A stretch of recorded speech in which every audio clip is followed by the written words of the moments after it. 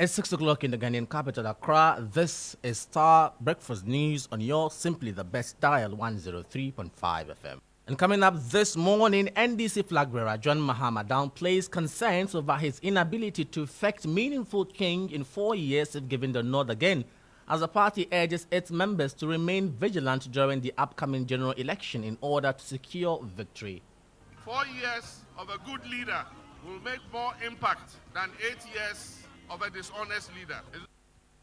Also coming up, former NDC chairman urges government to enforce anti-vigilantism laws to avert violence ahead of December polls. It undermines security and development.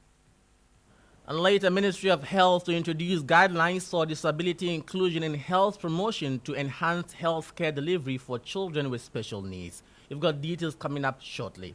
Many thanks to you for choosing Starr News. I am Nurein Abass. We begin this morning. Flag bearer of the NDC, John Dramani Mahama, has downplayed concerns that he may not be able to achieve much in 4 years if given the mandate again to govern. The NDC leader argued that 4 years of a good leader can make significant impact. The largest opposition party, which believes it's in a better position to win the upcoming polls, has urged its members to remain vigilant until victory is secured. There's more in this report, which captures what transpired over the weekend in Tamale during the party's campaign launch.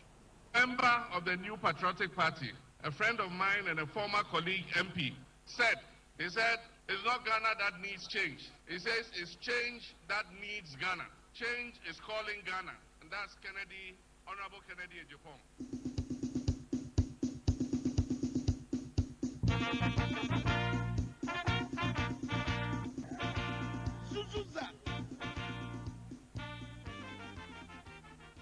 Change, a central theme for opposition parties, was the dominant focus during the NDC campaign launch in Tamale. Its flag bearer, John Dramani Mahama, quoted prominent individuals and reports that highlighted the need for a paradigm shift. Change needs Ghana because in the last Afrobarometer survey, more than 80% of Ghanaians said that our country is going in the wrong direction.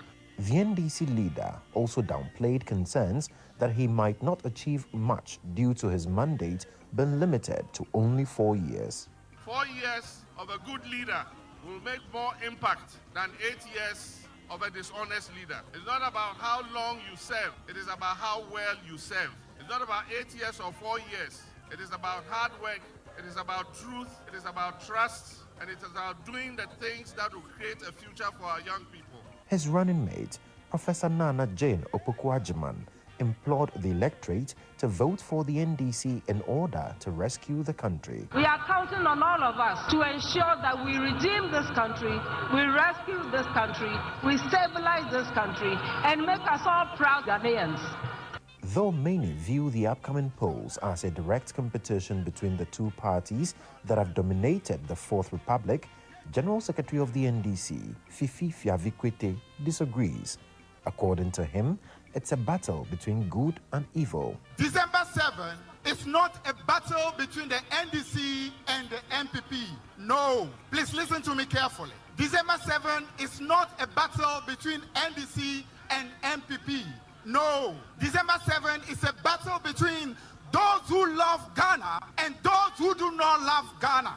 Despite being confident that majority of the electorate will vote for the NDC, protecting the ballot remains one of the party's main concerns. MP for Klote Kwole, Dr. Zaneto Agyeman-Rawlings, therefore charged members to remain vigilant until the results are declared. Joe boy! Are we going to protect the ballot box for the people of Ghana? Are we going to wait till the announcement of the election results before we go to bed? Each of us has a duty to protect the ballot box. Each of us has a duty to preach the good word of the NDC.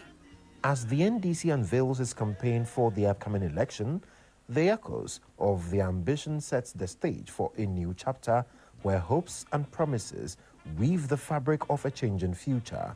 Will the opposition's message be embraced, or will the incumbent's mission of breaking the eight see the light of day? Only posterity will tell. Arise for Ghana, operation of the land, forward and seek your future, development our God.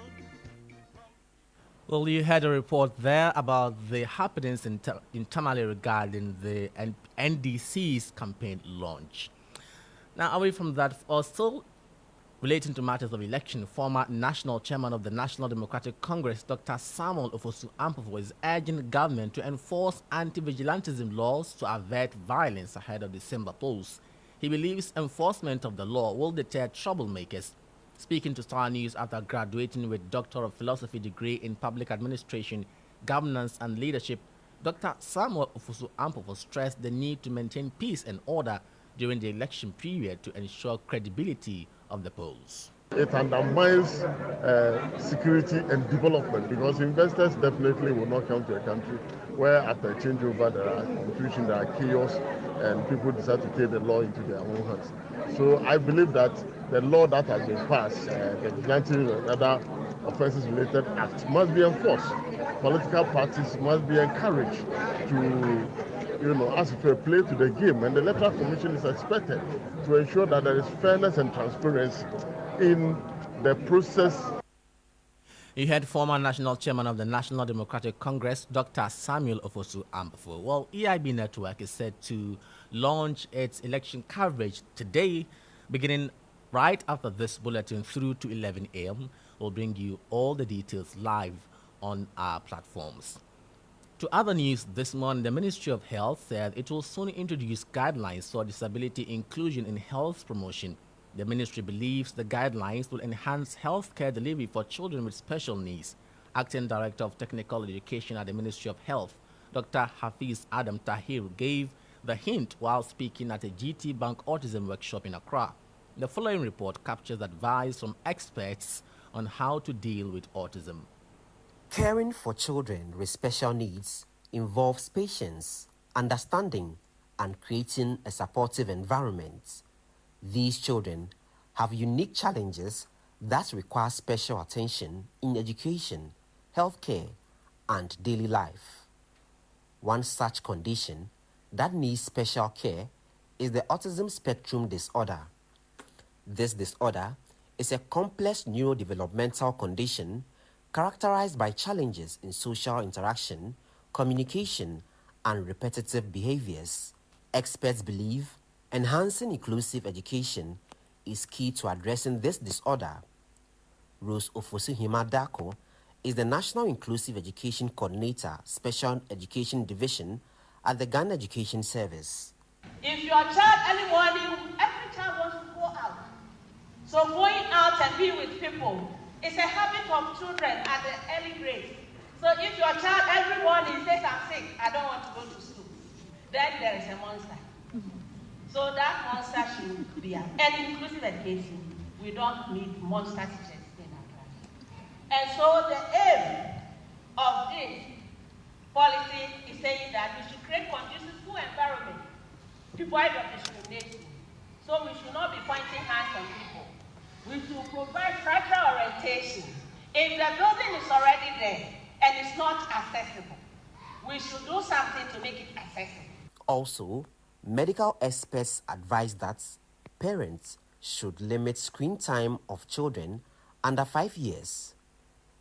Neurologist pediatrician at the Greater Accra Regional Hospital, Dr. Yvonne, argues that overexposure of children to television complicates the treatment of autism.